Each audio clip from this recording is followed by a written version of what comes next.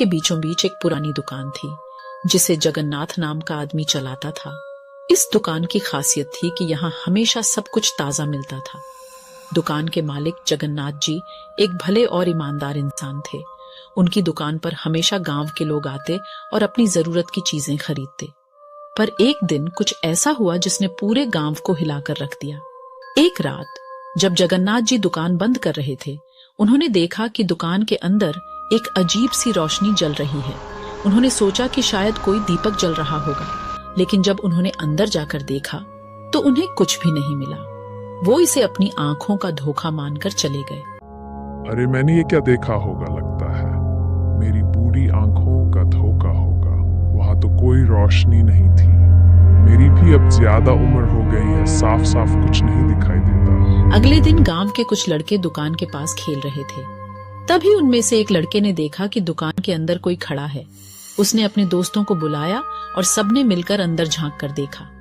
वहां एक औरत खड़ी थी जो बिल्कुल सफेद कपड़ों में लिपटी हुई थी।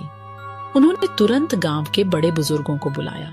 सोनू देखो देखो, वहाँ कोई है। चलो जल्दी बड़े बुजुर्गों को बुलाते हैं, मैं किसी को बुलाकर लाता हूँ। तुम लोग यहीं पर रहना, तब तक के लिए मैं अभी आता हूँ। सब लोग वहाँ इकट्ठा हो गए। गांव के बुजुर्गों ने बताया कि बहुत साल पहले उस दुकान में एक औरत काम करती थी जिसका नाम लक्ष्मी था। एक दिन वो अचानक से गायब हो गई।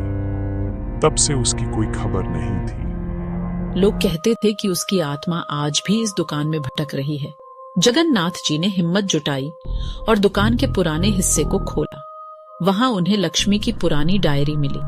उसमें लिखा था कि उसे इस दुकान के अंदर एक खजाना मिला था जो उसने छिपाकर रखा था, लेकिन उससे पहले ही उसकी हत्या हो गई और उसकी आत्मा उस खजाने को खोजने के लिए भटकती रही। ये तो लक्ष्मी की डायरी है। इसमें लिखा है खजाने का रहस्य।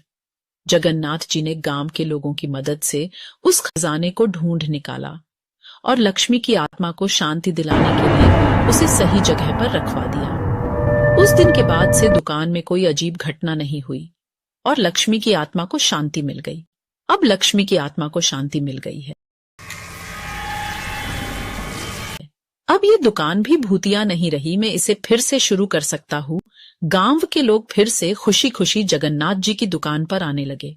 दुकान की भूतिया कहानी अब सिर्फ एक याद बनकर रह गई थी। सबने मिलकर गांव की पुरानी दुकान को नए सिरे से संवार लिया और वहां अब हमेशा खुशहाली बनी रहती थी। अब हम सब मिलकर इस दुकान को फिर से जीवित करेंगे और इस तरह गांव की भूतिया दुकान की कहानी समाप्त हो।